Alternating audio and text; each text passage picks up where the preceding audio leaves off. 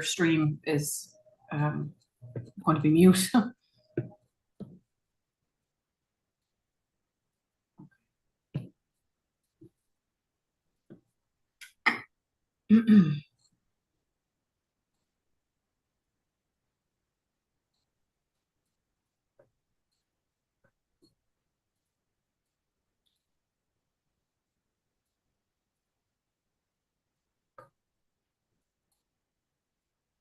Taking its own sweet time, but we're nearly there.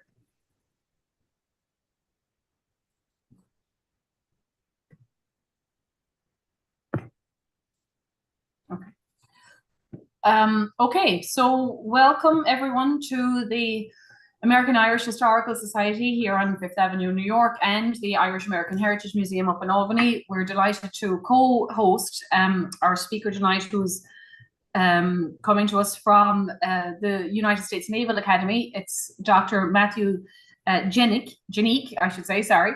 And this is part of the Dunphy Foundation's grant to the Irish-American Heritage Museum, which is a series of talks and exhibitions that they're doing on the Irish in the American military. And so tonight's talk is going to deal with the role that the American Revolution, or the impact that it had on Ireland. Professor Dziennik, he's a historian of the British Empire with a special interest in military recruitment in the 18th and 19th centuries. His work typically explores ethnic, religious, and racial diversity in the British Army, and how non-English recruits often shaped the military priorities of the empire. He was educated at the University of Edinburgh and came then to teach at the United States Naval Academy in 2016 after receiving postdoctoral fellowships at the New School University and the University of Saskatchewan. So those are loads of consonants for me tonight, but I'm going to hand you over now as usual. Those of you who are online with us, oh, we already have chats, great. You can ask questions in the Q&A or the chat feature. I'm hoping you can hear me. Sometimes my microphone isn't great, but I won't be doing most of the talking anymore. So use the little chat or Q&A feature at the end, and we'll log the questions, and Dr. Dziennik will answer them at the end. So take care, everyone, and thank you for joining us. And welcome, Matthew. We're delighted to have you. Thank you. Thank you so much. I just as Dr. Stack says, we'll kind of get all the questions in order, and we'll deal with it at the end.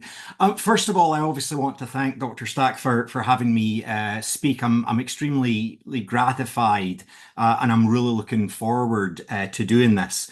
I think the first thing we obviously have to deal with is the elephant in the room, which is the accent. I am afraid, yes, I am a Scot, not exactly a disinterested party in terms of the history of Ireland. You know, it's funny, like one of the first things Robert the Bruce did in 1315 when he defeated the English at Bannockburn and asserted Scotland's independence from England was he sent an army to conquer Ireland.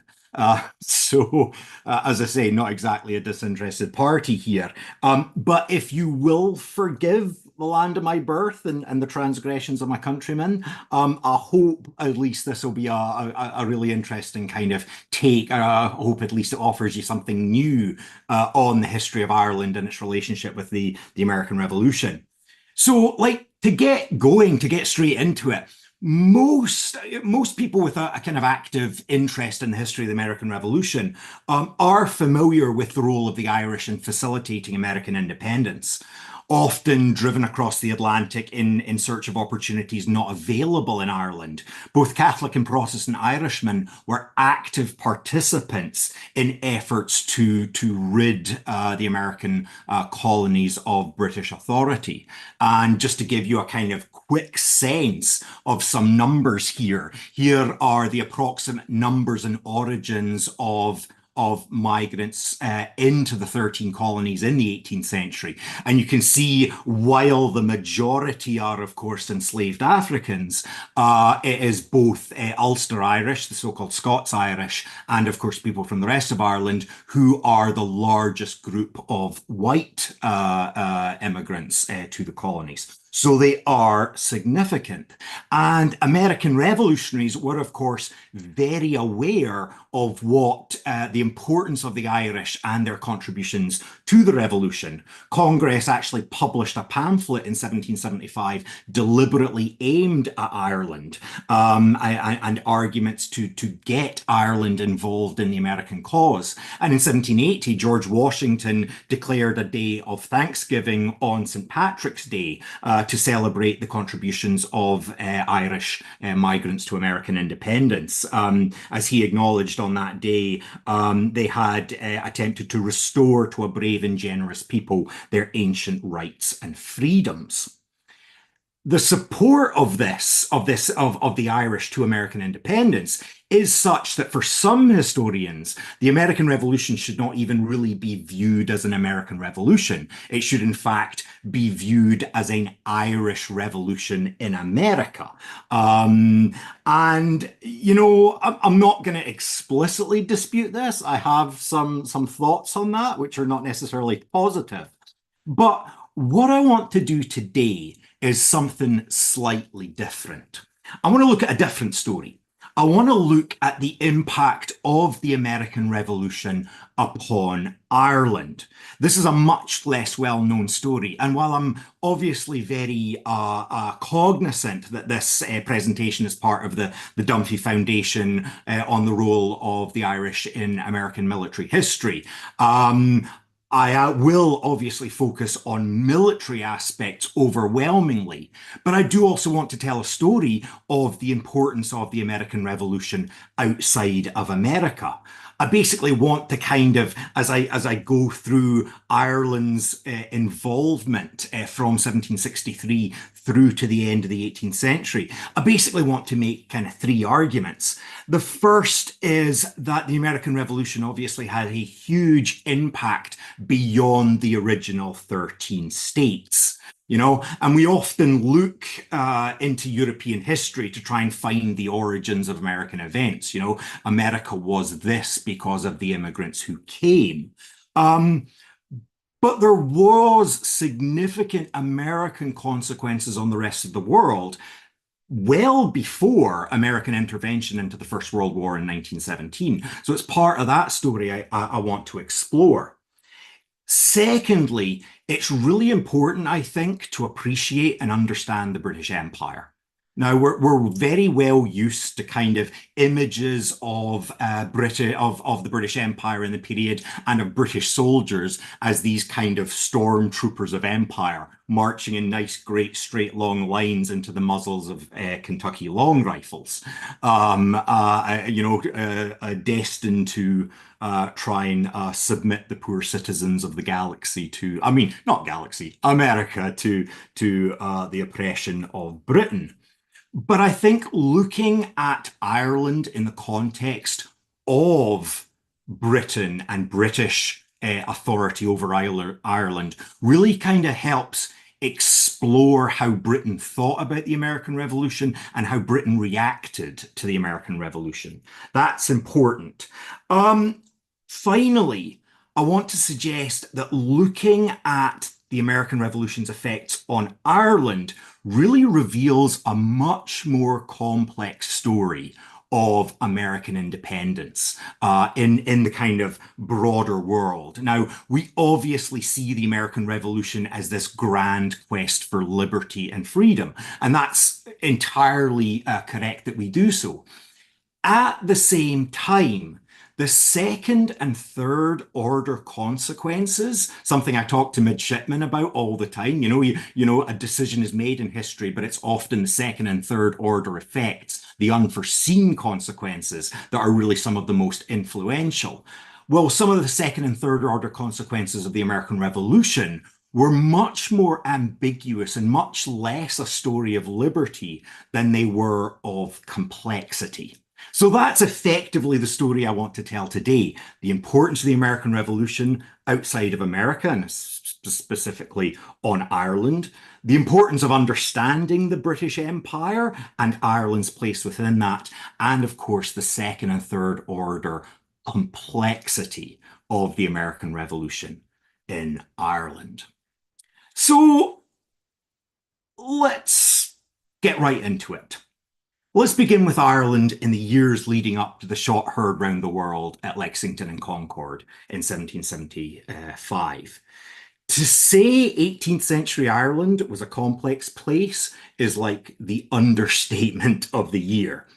The legacy of plantations and rebellion and civil war in the 17th century had really left a legacy of dispossession and exclusion in Ireland. Almost all the political, social, economic, and cultural power rested with a small number of Anglo-Irish elites. No more than 10% of the population, these were adherents of the Anglican Church of Ireland, and they basically controlled Ireland for and on behalf, of course, of themselves, but also of England. Anglo-Irish dominance was sustained by a series of what were known as the penal laws. These were effectively laws encompassing things like inheritance, land ownership, legal rights, political opportunities, religious freedoms that excluded both Catholics and Protestant dissenters, people like Presbyterians in the north of Ireland, about 90% overall of the population, from public life. Effectively, British authority in Ireland balanced on this precarious knife edge of Catholic exclusion and Protestant discontent, or Presbyterian discontent, it might be slightly more accurate. Britain's approach to American claims to political and economic freedom after 1763, when American claims about their rights and liberties really start to gain traction, have to be understood in the context of Ireland.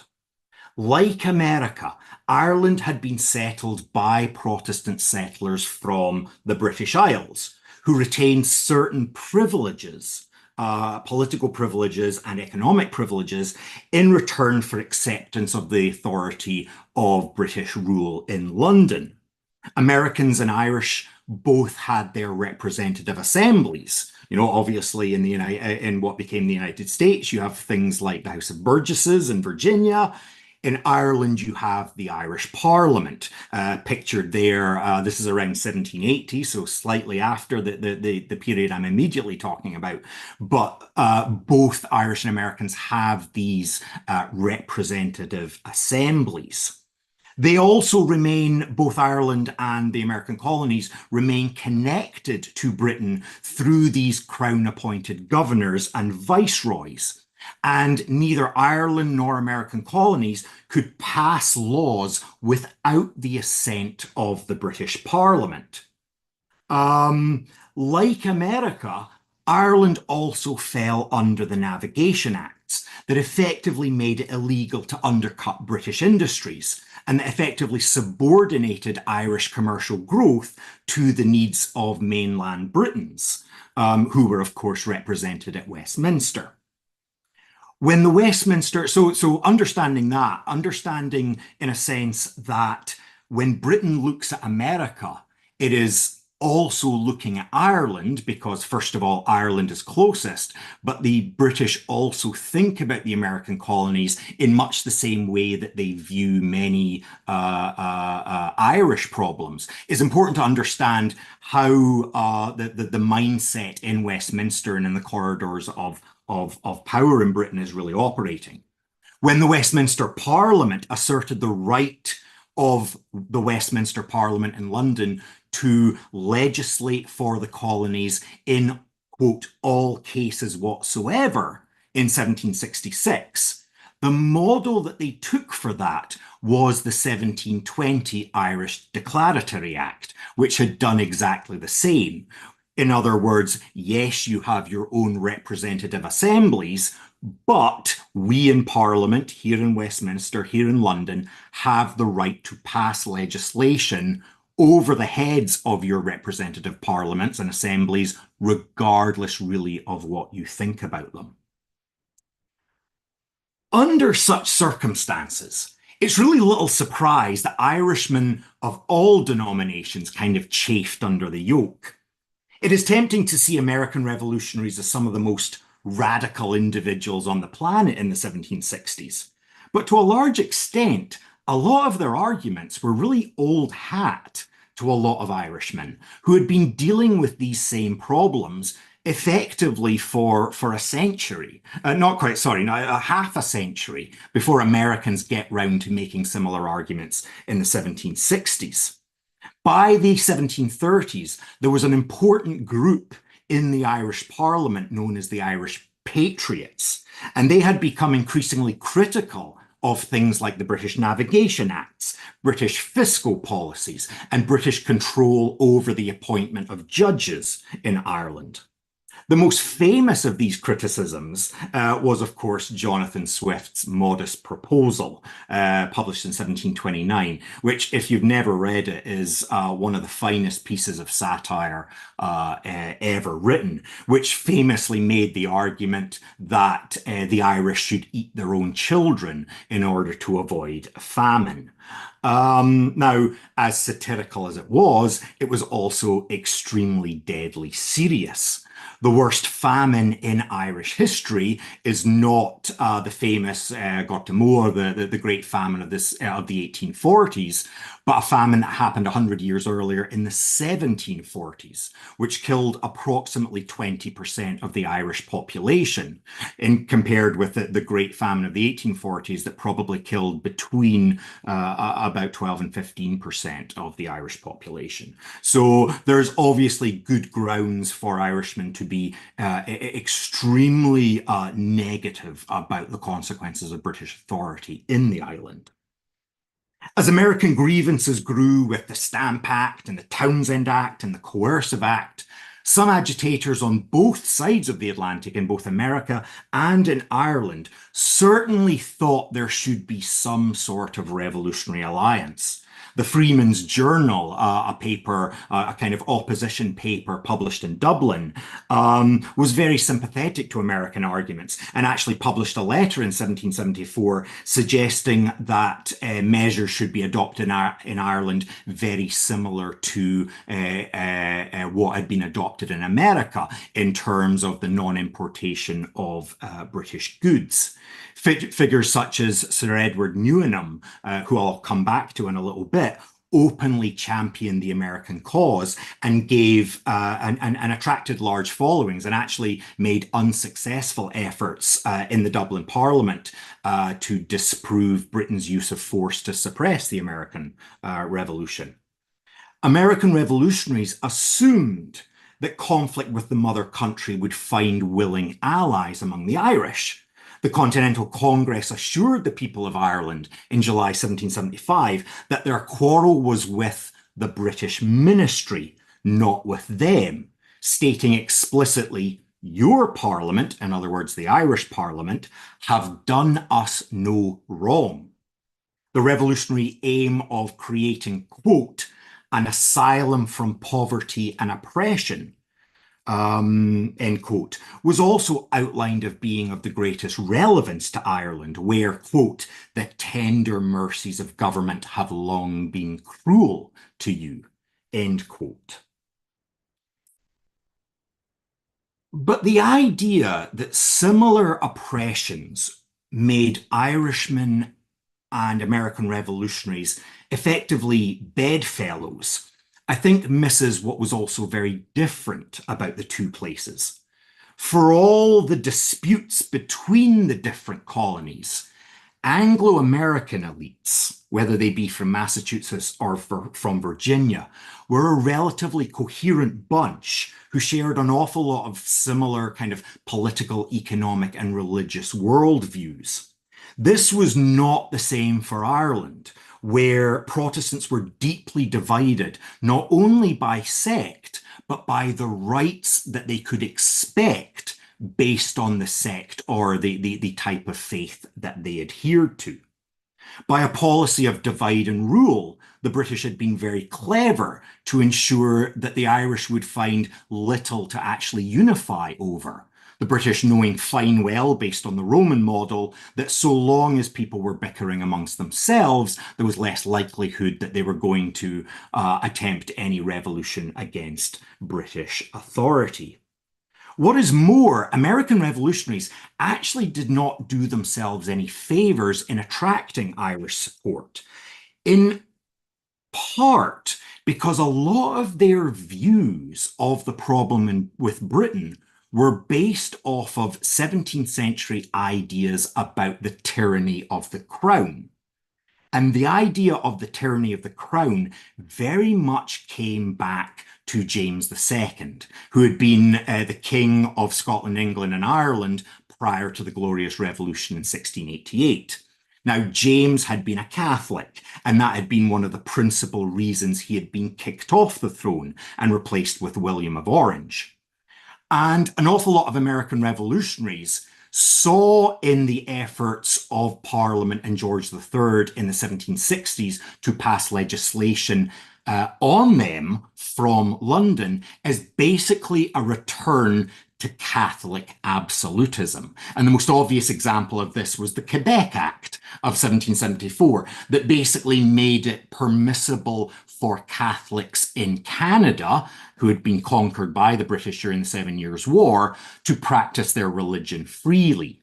And this was seen by many Americans as effectively evidence that the British Crown and Parliament was returning to this kind of 17th century tyranny. This meant that it was not exactly likely that American revolutionaries would be all that, or American ideas would be all that appealing to many Irish Catholics. Protestant revolutionaries claimed, for example, that Britain's aim was to offer, quote, toleration to the papistical religion, and that, quote, to submit to such a law would be betraying our religion, the consequence of which would be the loss of life, confiscation of goods, corruption of blood, and a reduction to beggary of our wives and children, end quote. The people of Stamford, Connecticut saw British measures as, quote, an attempt not barely to destroy our civil liberties, but an open declaration that our religious privileges are to very soon be abolished. Now, so of course, these profound declarations of religious liberty, as important as they were to an extent built on the foundations of a relatively virulent anti-Catholicism. Perhaps more importantly than, say, cultural or religious differences, was the plain fact that both politically and geographically, Ireland was located much closer to Britain than the American colonies. Now, obviously, for anybody who's ever looked at a map, this is a fairly obvious thing, but it is worth saying. Many Irish elites were much more connected to British centres of power and understood their relationship and their rights and their economic advantages as being somehow tied into the British system in a way that many of the great and good in the American colonies did not quite see in the same way. One of these individuals was, of course, the famous Edmund Burke, who was a Dublin-born author who represented what was known as the pocket borough of Wendover in Buckinghamshire. Many great Irish families secured or even bought constituencies in England so they could put themselves into the British Parliament and thus have a role in the highest parliament in the land, rather than, spending their time in the Dublin Parliament, which some of them saw as this kind of provincial talking shop. Now, Burke, of course, is extremely famous, not only for the power of his oratory, but also for his defense of American liberties. So it's not to say that just because you were in the British Parliament didn't mean that you were pro suppressing the American Revolution by force. Burke is also famous, of course, for his attacks on the French Revolution. While Burke defended the American revolutionaries, he later went on to attack the French Revolution, and for that reason has rightly become described as the father of modern conservatism. But For people like Burke, as much as they might sympathize with American arguments, it made little sense to become active revolutionaries against Britain in support of America when so much of their stature in society, their economic advantages, even the lives and security of their property, given the fact that there were some 20,000 British soldiers in Ireland, was connected into remaining part of the British Empire. So what does all this mean? Basically, what I'm getting at here in this first part is that in the early 1770s, there was simply not much interest in Ireland for proactive support of American aims. Now, this is different to many Irish immigrants who had gone to America, who were much more likely to support the American revolutionaries and ended up disproportionately represented in state militias and indeed in the Continental Army. But Irish attitudes to the American crisis before the first shots were fired were instead much more pragmatic and were based on an old Irish adage that England's problems are Ireland's opportunity. Rather than proactively supporting the American Revolution, Ireland tried to use the American Revolution to extract as many concessions from England as possible. And once we understand this, the effect of the American Revolution on Ireland becomes much more obvious and much more clear. So that opportunity arose very quickly in the summer of 1775, when Parliament went searching for troops to deploy to America. Patriots in the Irish Parliament were quick to take advantage of the situation and refused to allow regiments stationed in Ireland to be sent to America.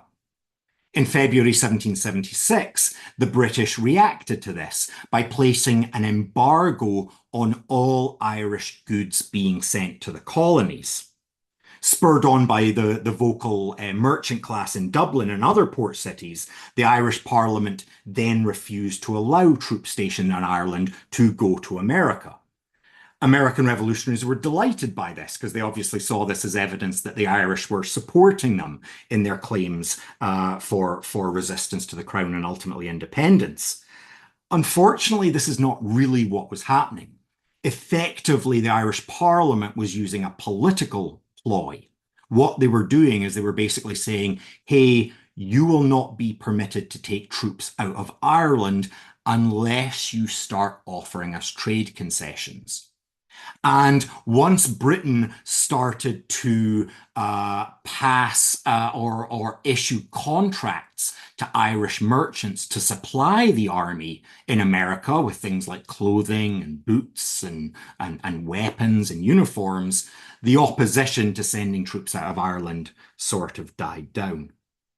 This focus on soldiers, however, is really important because it was soldiers that were kind of the critical crux in the relationship between Britain and Ireland during the American Revolution. The so-called British Army of the 18th century wasn't exactly really all that British, or at least not as British as we might assume. Scottish and Irish soldiers were disproportionately represented at all levels of the army. The enlisted strength of the British Army during the 7 Years' War, fought, some 15 years beforehand, was over 50% Scots and Irish. The officer corps of the British Army in that same period was 2/3 Scots and Irish. By the 1770s, fully 1/3 of the entire officer corps of the British Army were Irish Protestants. And of course, while the recruitment of Catholics was technically illegal, it does not seem that most recruiters really cared very much, as long as a man could march, carry a musket, and follow orders. It's really difficult to know exactly how many Catholics were actually in the British Army, because of course they had to lie about their faith to get in it. But there is some circumstantial evidence that huge percentages of British soldiers sent to America during the American Revolution were Irish. It was said, for example, that the 15th Foot was almost entirely Irish Catholic, at least amongst the rank and file. And it's not really that hard to understand why. The English wanted to protect their own industries. So to recruit men from industrial cities like Birmingham, Manchester, London didn't make much sense to them. It made much more sense from the perspective of the London government to go to places like rural Scotland and rural Ireland to find your soldiers, who it was thought were much more expendable. The second reason was really much more political, and that was standing armies were something that were very much frowned upon in British political culture. And of course, America's difficulty with standing armies that becomes written into the Constitution in 1787 borrowed very much from this British tradition. The British don't like standing armies, for the simple reason that it's often seen as a tool of the crown to oppress the liberties of the subject. So the British found a solution to this. Rather than placing regiments in English towns, they placed them in Irish towns. And so whenever, the public went out into an English town, you wouldn't see too many soldiers. If you were Irish, you would see a lot of soldiers. But of course, that didn't really matter because you were represented in the Irish Parliament in Dublin and not in the British Parliament in Westminster.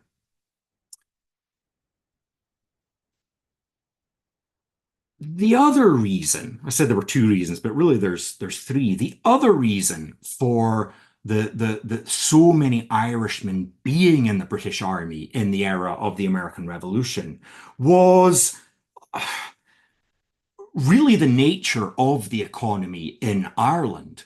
Of course, as I've already discussed, the Navigation Acts applied to Ireland as well, which meant opportunities for poorer Irish Catholics from agricultural centres were really not that great. And the army offered a very clear opportunity. This was particularly important in 1775 and 1776. But of course, what the British were suddenly offering was a free paid passage to North America. And many Irish Catholics jumped at the opportunity of enlisting in the British Army and almost immediately deserting upon arrival in America, including, in some cases, deserting straight to the American cause and enlisting in the Continental Army. Lieutenant Governor Boole of South Carolina told the Earl of Dartmouth, who was the American secretary at one time, he was worried about arming recently arrived Irish immigrants in America on the grounds that, quote, many of the poor Irish may have been white boys, hearts of oak or hearts of steel, which were militant agrarian groups, and who have been accustomed to oppose law and authority in Ireland. John Campbell of Straur, who commanded British forces in West Florida, was similarly concerned that many of the units under his command were composed, quote, chiefly of Irish vagabonds, whose natural fickleness and instability will cause them to desert. So in other words, there are opportunities here for the Irish to take advantage of the military system. There was also something else, however. Many prominent Catholics saw opportunities in loyalty to King George. In the 1750s, leading Catholic pamphleteers, such as Charles O'Connor, had begun to push for declarations of loyalty to the British Crown in hopes of relaxing the penal laws. In effect, Catholic individuals such as Charles O'Connor and people like John Curry recognized that if they could demonstrate their loyalty to Britain during the American Revolution, they might be able to extract political concessions from the British state and greater religious and economic liberties for Catholics in Ireland. And there is some evidence to say that this approach was not entirely deluded. A quid pro quo was actually arranged in 1778. Irish soldiers for political concessions. In other words, a relaxation of the penal laws. What became known as the Catholic Relief Act of 1778 permitted Catholics to lease land for 1,000 years and to inherit property, something that had been denied to them for the previous 60 years. It was a remarkable event. In effect, for the first time since the Glorious Revolution of 1688, Irish Catholics were explicitly being granted rights that had previously been denied to them. Now, I don't want to suggest that this suddenly means that Catholics were, overwhelmingly supportive of the British state. They were absolutely not. But it does mean that there was an understanding, there were reasons why Catholics might end up in the British military. And this is all, of course, part of this effort to extract concessions from the British state. The British state is fighting the American revolutionaries. It's not going that well. The British Empire needs soldiers, and the Irish are finding ways to exploit this. So in other words, the impact of the American Revolution on Ireland, first and foremost, is to permit the Irish to find ways of advantaging the situation. Efforts to extract concessions from Britain were even more common among Irish Protestants. In effect, it's possible to argue that the American Revolution was deeply significant to Ireland, not simply because of American ideas, but because of the nature of the war, and specifically British defeat. As Britain struggles to contain the American rebellion, as France enters the war in 1778, as Spain enters the war in 1779, and as the Dutch Republic enters the war in 1780, it is increasingly obvious that Britain is facing defeat in America. And as a result, it becomes increasingly easy for Ireland to push for political concessions from the British. And a key part of that is what's known as the volunteer movement. The volunteer movement was effectively a kind of locally raised army. As British regiments are taken out of Ireland and sent to America, there are fewer and fewer British soldiers in Ireland. And when France enters the war, the risk of an invasion of Ireland by French forces becomes increasingly obvious. So the Irish start to raise local units known as volunteer companies in order to ostensibly defend Ireland. But one of the real reasons behind it, or one of the reasons that becomes very obvious very quickly, is that this armed force can basically be used to put pressure on the British government to start offering concessions. And some of the best evidence of this is one of the leading figures of the volunteer movement, which is a guy right here in the middle, who I briefly mentioned before, Sir Edward Newnham. So Edward Newnham was probably the most pro-American Irishman of the era, at least those in Ireland. In 1778, he actually starts to build a monument to Washington and American independence on his own estate in Ireland. A kind of thing that was like obviously deeply provocative, but it was on his own land, so there was nothing that could be done about it. The volunteer movement eventually recruits somewhere in the region of about 60,000 soldiers, and they're largely armed and equipped at private expense, which means compared with the kind of, unfit soldiers and in tattered uniforms that remain in Ireland as part of the British Army, this volunteer movement looks extremely impressive. And they have quite a bit of political muscle. By 1779, there is a very real possibility that the volunteer movement is going to effectively become the only credible military force in Ireland. And on the 4th of November, 1779, the image that's depicted in this painting, the Dublin volunteers paraded en masse in the city, demanding an end to the Navigation Acts. With no troops left to spare, because obviously everybody's in the West Indies or in America, fighting the French and Americans, the government in London had no option but to concede. Over 100 years of Navigation Acts issued against Ireland disappear overnight with this.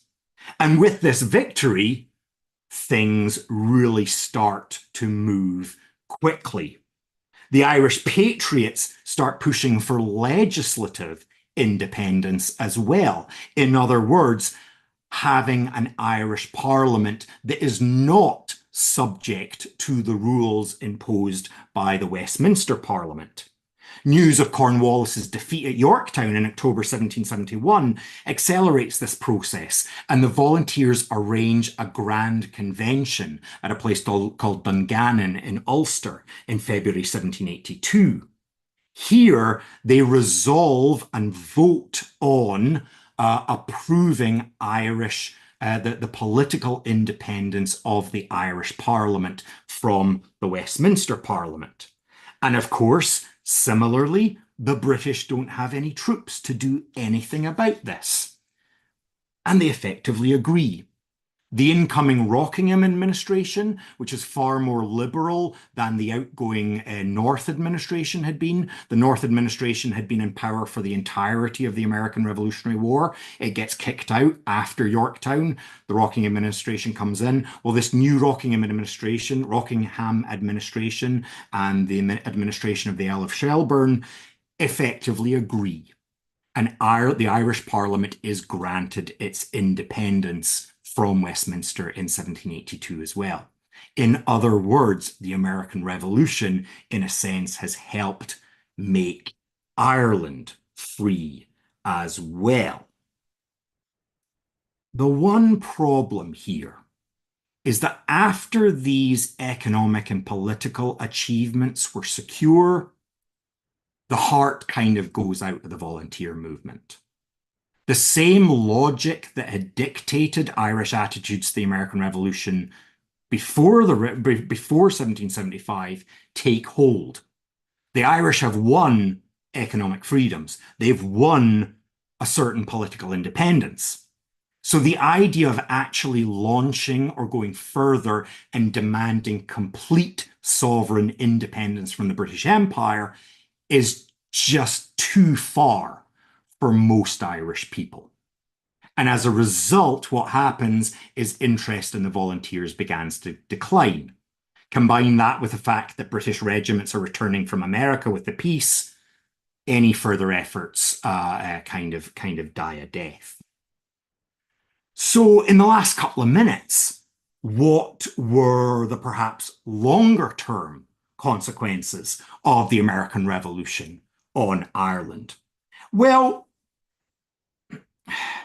as I say, it is tempting to imagine that American ideals were entirely transformative. And to a certain extent, they are. So figures like Jacques-Pierre Brissot, who's a well-known Girondist in the French Revolution, who's ultimately executed during the Reign of Terror. He famously said that the American Revolution was the mother of the French Revolution. So there's a broad recognition in Ireland and in Britain and France and throughout Europe that the American Revolution has had major consequences on democratic ideals throughout Europe. By and large, however, those democratic influences are perhaps slightly less influential than the kind of pragmatic changes. Once Ireland has its economic freedom, once it has a certain amount of political independence from Westminster, most Irish people kind of make their peace with the British Empire. there's really no reason to try and overthrow it or try and stage an American-like assault on the British Empire. What's more important than the American Revolution in many respects is obviously the French Revolution. It's the French Revolution that really damages and unhinges the relationship between Britain and Ireland, which ultimately results in the famous 1798 rebellion against British rule staged by the United Irishmen in 1798. The 1798 rebellion is a catastrophic failure, but in its aftermath, the British decide that Ireland cannot be trusted to rule itself, and the Irish Parliament is dissolved. From that moment on, there is no reason for Irishmen who are unhappy with the political system to see any other cause than British rule and the rule of their own landlords, who are, of course, tied into the British system. That's really what sets conditions for Irish challenges to British authority in the 19th century, all the way through to nominal independence in the 1920s, and then ultimate independence after the Second World War. But that, of course, is a story for another day. I want to leave you just with the idea that while the American Revolution may not have been as important as the French Revolution in deciding Ireland's fate, not being as important doesn't mean it's unimportant. And the Irish were able to use the American Revolution very effectively to push for their own political and economic concessions from Britain. And I think that's a story that is worth talking about. We obviously talk about the influence of the American Revolution in terms of creating what is today the world's most powerful and influential country. But we should also think about the American Revolution in terms of its consequences far beyond the streets of Philadelphia or the woods and hills of Kings Mountain in South Carolina. I'll leave you with that. Thank you so much for your time and attention. Thank you. Thank you, Matthew. That was brilliant. Let me go in. I see we have questions already. When Kevin wants to know, when did the British military formally become open to Irish Catholics? Was it the 1820s or 30s, and what act allowed this? Yeah, so it's quite complicated. You know, like with any of these questions, it's like you can't actually put an exact year up on it because it differed slightly. You start to see Irish Catholics being recruited into certain formations as early as the 1760s. But these are formations that are immediately going to be sent out of Ireland. So it's things like the Royal Marines who end up on board British warships, or it's for the East India Company armies. So they're being sent straight to India to expand British rule in India. Officially, the kind of key date seems to be about the 1770s. And the reason for that is basically there's a kind of cheeky little bill slipped into the Westminster Parliament that allows Catholics to enlist in the British Army without abjuring transubstantiation. In other words, being able to say, hey, I'm loyal to the crown, but you don't really care what my views on transubstantiation are. And it's kind of a really useful thing for Catholics who want to enlist in the army because they don't have to deny their faith. It's a really useful thing for the British state because it gets the soldiers without asking any difficult religious questions. So kind of the key year is probably 1773, but it's more complicated than that. But that's amazing that they get into like the doctrine of transubstantiation. You know, I just assumed they kind of turned their back until maybe the Daniel O'Connell Catholic Emancipation, and as you said, you know, people were taking the job, you know, like the King's Shilling and all that. But there is actually we just abjure the fact that you don't know whether I believe in transubstantiation or consubstantiation. Wow. Yeah. And I suppose, Matthew, you alluded to it, at the start of your talk. Given the numbers, like it's amazing, that Ireland is ruled by this 10%. And then you were saying, towards the end of the American Revolution, that the Navigation Acts are repealed and there are certain concessions, and Ireland looks like it's poised to maybe, get a little bit more independence. And yet by 1800 or 1801, the Act of Union. And so is that because really the power rested in the hands of the 10% who kind of didn't care, or so many of them are killed or exiled after 1798, and again with Robert Emmet? Yeah, that's a great question. I think it's a few things. I think one of the first things to kind of bear in mind now, obviously, giving a 40-minute talk, you've kind of got to smooth out an awful lot of complexities.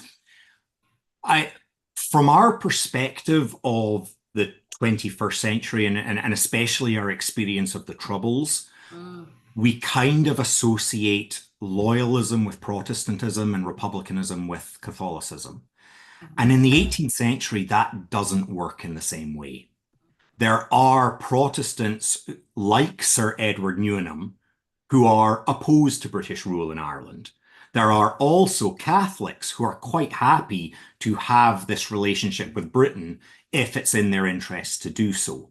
And so as a result, while you only have this very small minority governing Ireland, there is at least some sort of maybe not appreciation is the wrong word, but an acceptance of British rule throughout lots of different constituencies in Ireland. So I think that's the first thing. The second thing, I think, is, as I was kind of saying at the end, and I rushed it a bit, but the French Revolution really changes the game. And it's really the French Revolution and French attempts at invasion of Ireland that really bring to light an awful lot of the problems of British rule. And the United Irishmen and people like Theobald Wolfe Tone start writing brilliant pieces of political ideals that really illustrate, much like Tom Paine had done in America, that you can argue all you want about the good and bad of British rule, but it is really just the fact that British rule exists that is the problem. And so what that does is it really kind of changes the game, I think. And when 1798 erupts and it is so utterly, brutally suppressed, I mean, more Irishmen die in 4 months than people died in the entirety of the American Revolution in terms of combat deaths. Wow. When that is suppressed so horrifically, the real faith or belief that you can escape British rule through an armed rebellion really becomes difficult to sustain. Yeah. And I suppose, the other thing we sometimes forget is sometimes that ruling elite, Anglican class, it wasn't that they were going to be so good for the Catholics or that they wanted like Irish independence. They wanted Anglican control on the island, so yeah. I think, Tone, we kind of maybe anticipated some of your questions here. When you speak of Ireland, he says, in the late 18th century, are you referring to Protestant Ireland, the horse Protestants, not the Presbyterian workers? I think maybe house, rather than to the real peasant Ireland. And then how deep was the relationship between croppies and the Ulster elite? So we're just about to touch on that. Yeah, so I mean, this is obviously slightly out with a lot of what I was talking about. Yeah, I mean, as I say, I had to smooth out an awful lot of terminology. But yeah, I think what I was trying to do there was at least talk about Ireland as a whole. And one of the reasons I like to do that is because so much of Britain's policies in Ireland are deliberately designed to make this huge division between certain religions and certain linguistic groups. And what the United Irishmen do, the croppies, of the 1790s, is they turn around and they say, look, we're not that different. We're all Irishmen. And that's why, the modern Irish tricolour is green, orange, and white. The orange represents the Protestants of Ireland, the green represents the Catholics, and the white represents the peace that exists between them. And I think people like Tone do a extremely valiant job in trying to express the fact that divisions within Ireland are really just a British tactic. Now, in what at the same time, I think the question is highly relevant because one of the problems is the United Irishmen are extremely popular amongst educated elites in the towns because they're the ones that are obviously reading French pamphlets about what's going on in France. And they often struggle to actually communicate and reach and explain to Gaelic-speaking, poorer Irish Catholics why they should join in a rebellion. And that's one of the reasons that the United Irish Rebellion in 1798 does go off so disorganized, because by the time poorer Catholics rise in Wexford and are suppressed, it's not really until after they're suppressed that the Presbyterians in Ulster also rise. Now, had that rising taken place at the same time, the British would have had an extremely harder job in suppressing the rebellion. So it's a really relevant question. I'm thankful for it. So he says, did the Ulster Protestant elite oppose the penal laws for the Murphy? He says, as you know, as a friend of Wolfe Tone and the Allies in Ulster. And then the irony is the French liberal atheists promoting the rights of Catholic peasants. Yeah, so like you know, revolution makes strange bedfellows. I think is one of the things. Yeah, so the United Irishmen, the Presbyterian elites in Ulster, at least the ones who are fully supportive of the United Irish platform in the 1790s, they are in favor of repealing the penal laws because effectively they see the penal laws as a way by which the Anglican Church of Ireland elites control not only Ireland, but them as well. Yeah, they are subject to the same laws, like the and they're subjected to the same laws. It's often, you know, like this kind of association of the penal laws with Catholicism is accurate, obviously, but it doesn't tell the whole story because, of course, dissenters are also subject to these laws. The French angle is really complicated, and I've written a little bit about this. One of the problems is you have all these anti-clerical Frenchmen who see Ireland basically as an excuse to hurt England. The French genuinely don't really have much interest in Ireland outside of the fact that it can be used to annoy Britain.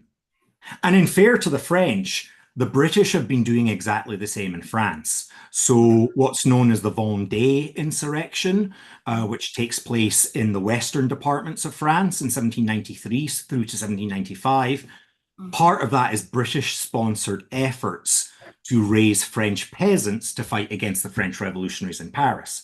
Yeah. And the French revolutionaries in Paris turn around and say, well, we can do exactly the same thing. We'll get the Irish peasants to fight against the British in Ireland. What it ultimately means, again, is the French turn up in Ireland and they kind of expect the Irish to behave in a certain way. And of course, the Irish don't, because the French don't understand them, because the French mindset on Ireland is kind of like Ireland is this backward place of Catholic peasants who we're really only interested in because we can use them to hurt England. And that's not who they're meeting as their potential allies. Yeah. Yeah, and there's some I mean, I don't mean to drone on, but there's some fantastic correspondence between Theobald Wolfe Tone, who spends a lot of the 1790s in Paris, and he's talking with French generals who are going to be appointed to lead invasions of Ireland. And the French generals are saying to him, so, like, do you think there's like an Irish druid we could make king? and and Wolf Tone's going, Horrified. Yeah. yeah, like, have you read anything I've written? Yeah. So That's hilarious. Oh my God. Yeah. Kevin is asking, where am I gone? Kevin is asking, sorry, Kevin, I just asked your question here. Can you speak to what you might know of Lafayette's plan to invade Ireland, the scheme of my heart, and was that a real workable concept? Yeah.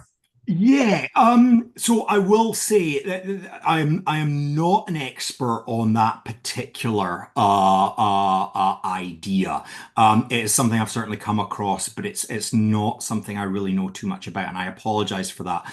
I'm really happy. I can share my email with you, and I'll follow up for sure.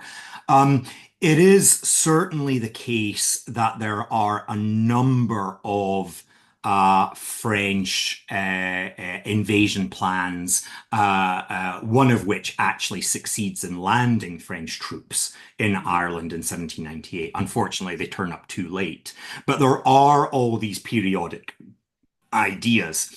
Now, in terms of whether it could have been effective or not, I do think that the British landings in the Vendée suggest that it could have been useful.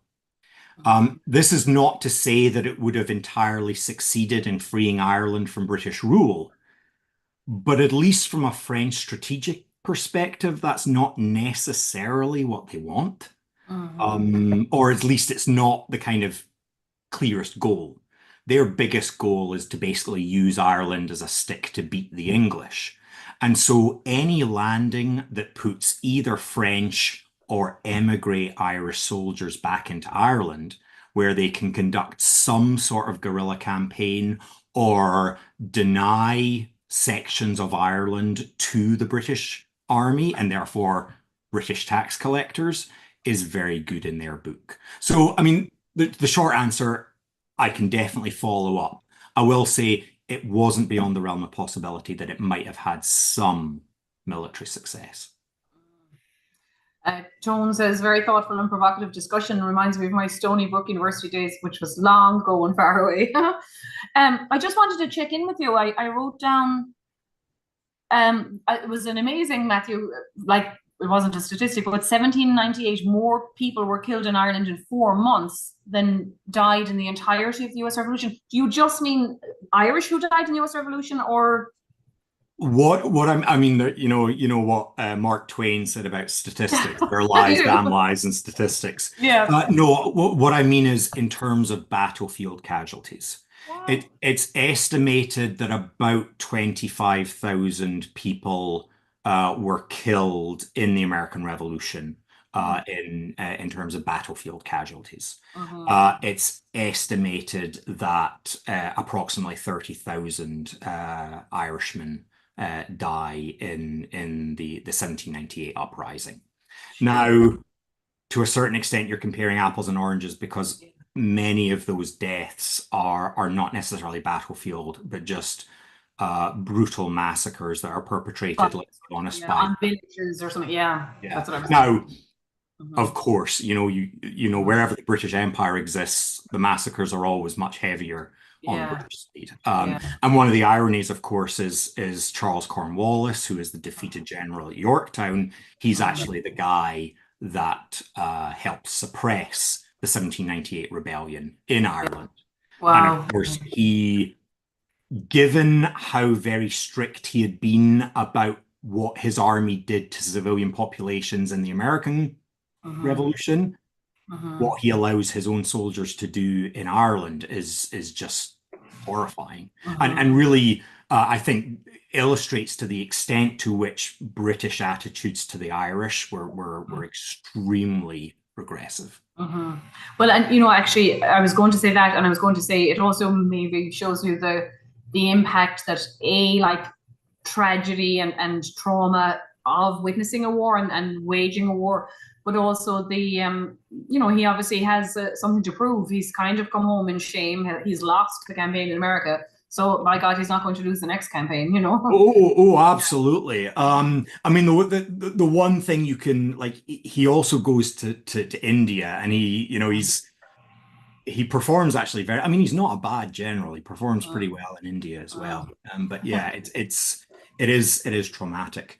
The Yeah. one thing I would actually, and again, I'm sorry to drone on, but the one thing I would maybe say also about 1798 is yes, it is brutal. Yes, there are massacres on both sides, but some recent historians have been pointing out that it's not quite as brutal as we like to think. Mm, And part of the problem there is that British propaganda was very good at illustrating the Irish as being just inherently violent and yeah. barbaric.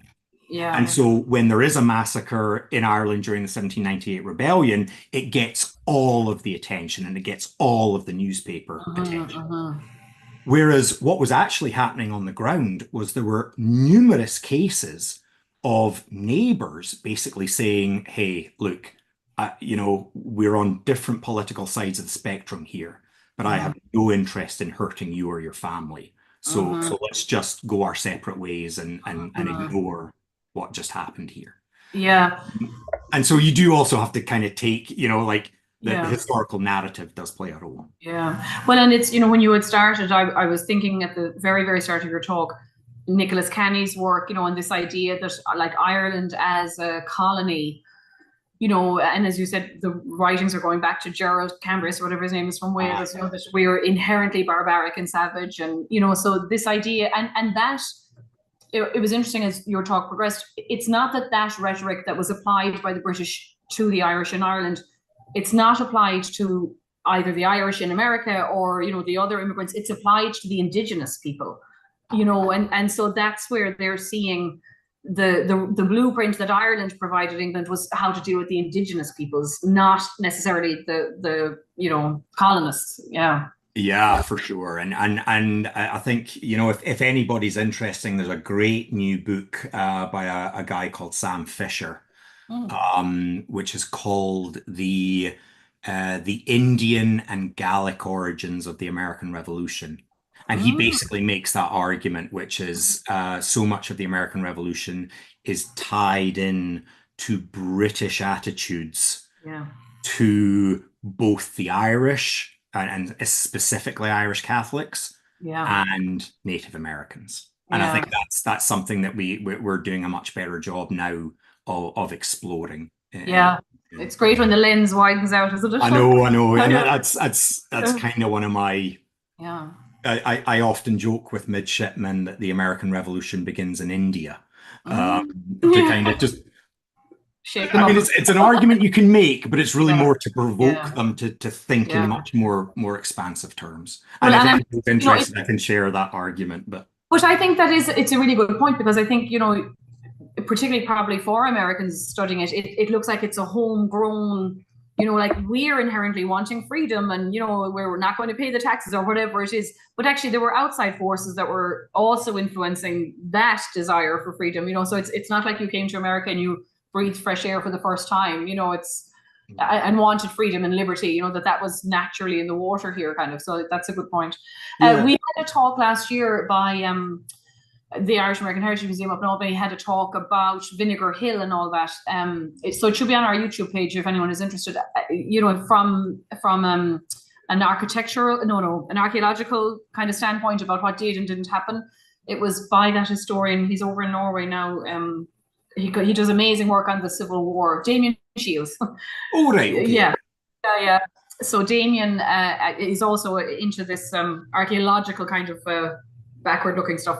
So if that's it, I don't think we have any other questions. I want to thank you so much. This was fascinating, and I think I know some of them are going to look up Sam Fisher's book. Your own new book will be out soon too, you were saying earlier on. So we'll keep an eye for that. Yeah, right. And I'm sure we'll have you back. But thank you so much. It was a fascinating talk, and we are not online, I think, for another while. I'm just looking at our calendar. No, there's no more online events this month. We're very busy down here in the city with on Monday night we've got a 9/11 kind of memorial. We're going to have a historian in here who's writing about the Irish FDNY and generations of families, some of whom perished on the day. And then we've got a couple of plays, and we've an Irish vaudeville night. So that's all coming up. And then in October, we've got several online talks, including one on the Irish Civil War from Dr. Ryan Keating. So we'll be in touch, everyone. And Tone says again that you awakened me from my dogmatic slumbers. Well, that's good, Tone. That's praise indeed. Thank you very much. Right. That's the mission of education, changing hearts and minds everywhere. So thank you. Thanks, Kevin. And thank you, Aoife. That's perfect. Oh, and Tone says you left him longing for the infallibility of youth. Well, you know, we can't help you there. So good night, everyone, and thanks very much. We'll see you soon again. And thank you, Dr. Dziennik. That was really, really great. I appreciate it. Very much. Good night.